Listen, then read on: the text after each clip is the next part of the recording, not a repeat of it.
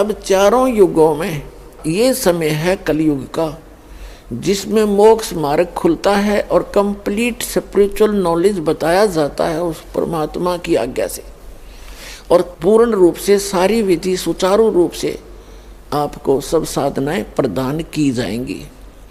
अब से पहले कुछ महापुरुषों को परमात्मा ने ये कंप्लीट कोर्स दिया था और उनसे प्रतिज्ञा दिला दी थी कि आगे इस ज्ञान को भी और इस सतनाम को और सारनाम को अब सार्वजनिक नहीं करना। धर्मदास मेरी लाख दुहाई, ये मूल ज्ञान कहीं बाहर ना जाए।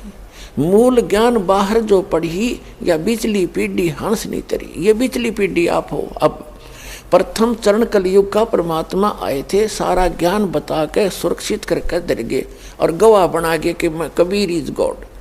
जो आपको अभी बताया था, आदरणीय धर्मदास साहिब जी, आदरणीय मलुकदास साहिब जी, आदरणीय नानक साहिब जी, आदरणीय दादू साहिब जी, आदरणीय गरीबदास साहिब जी गांव छुटानी जिला ददर हरियाणा वाले, आदरणीय घीसा दास साहिब जी गांव खेखड़ा जिला मेरठ उत्तर प्रदेश वाले, ये गवाह बना गए परमात्मा इनको कि आने वाले समय में मेरे बच्चों को मेरा परिचय करावेंगे।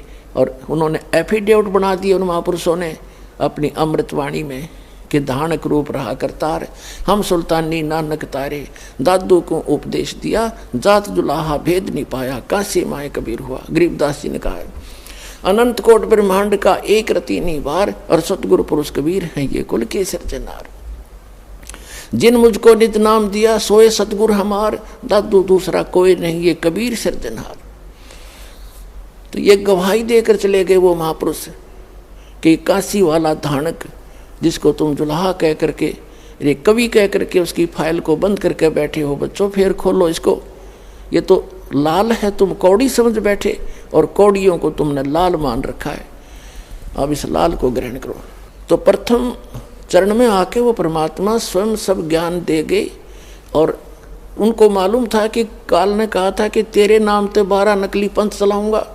फिर उसको दोबारा रिवाइज कर दिया उसी ज्ञान को आदरणीय गरीबदास साहिब जी के माध्यम से। जो ये आज का सत्संग का जो मुख्य उपलक्ष्य है, वैसे तो हम पूर्णमासी को करते थे, ये इसलिए द्वादशी के को भोग लगाने जा रहे हैं कि इस दिन ये वो शुभ दिन है जिस दिन परमात्मा ने आके पुनः उस ज्ञान को दोबारा प्रदान करवाया। उनको मालूम था कि काल के दूत थोड़ा बहुत गड़बड़ कर जाएंगे उस कबीर परमात्मा की अमरवाणी में, और वो उन्होंने बहुत सा कर भी रखा है। जिसकी बुद्धि ने जैसा काम किया, जहाँ उन्होंने ठीक नहीं लगा उसको चेंज कर दिया, लेकिन फिर भी उसमें बहुत गणे तथ्य ऐसे रह गए जो उनकी समझ में नहीं आए, नहीं तो उनको भी खराब कर देते वो लोग।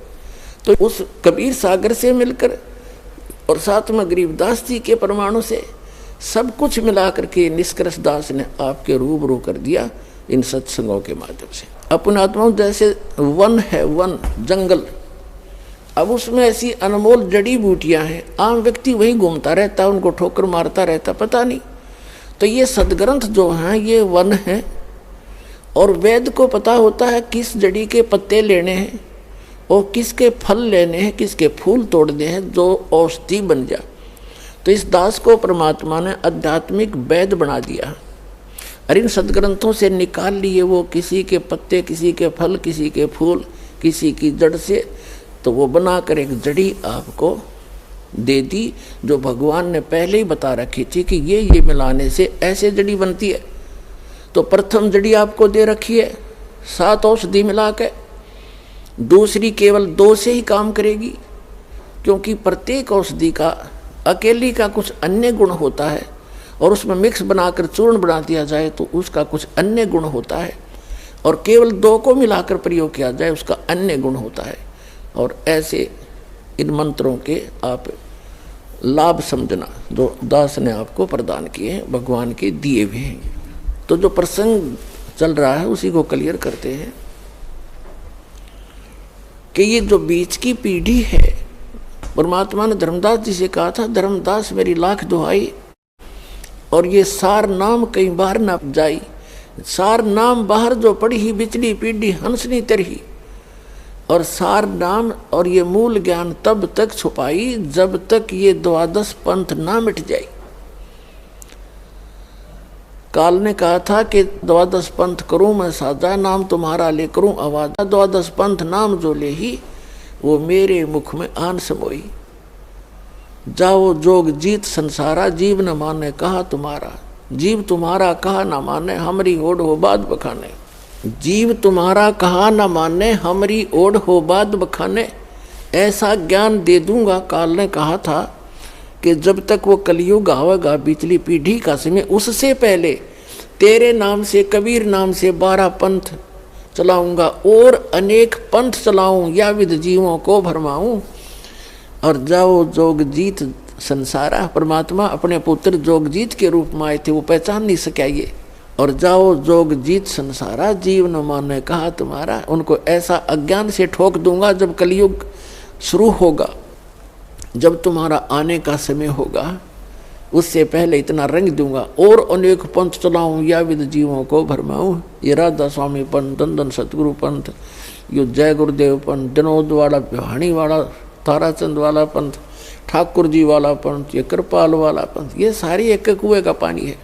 ये निरंकारी पंथ, रियासाराम और सुधांसुरी ने कख नहीं पता, अर्थ कितने दुनिया को भ्रमित किए बैठे।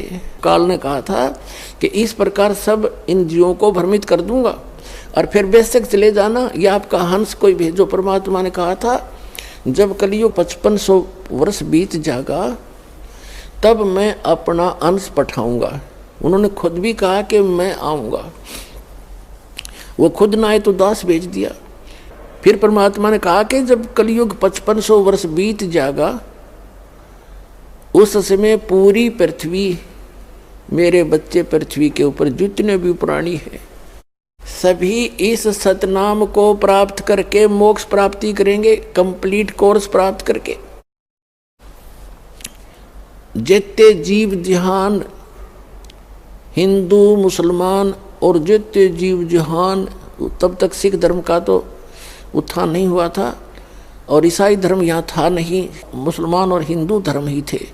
तो परमात्मा ने कहा कि जितने जीव जहान और जितने भी पंथ हैं, या जितने भी आने वाले समय में कुछ भी होगा, कलयुग जब 5500 वर्ष बीत जाएगा, उस समय पूरी पृथ्वी पर इस सतनाम का प्रचार होगा और सभी बच्चे मेरे प्यारी आत्मा मुझे पहचानेंगी इस भक्ति करके और सतलोक चले जाएंगे।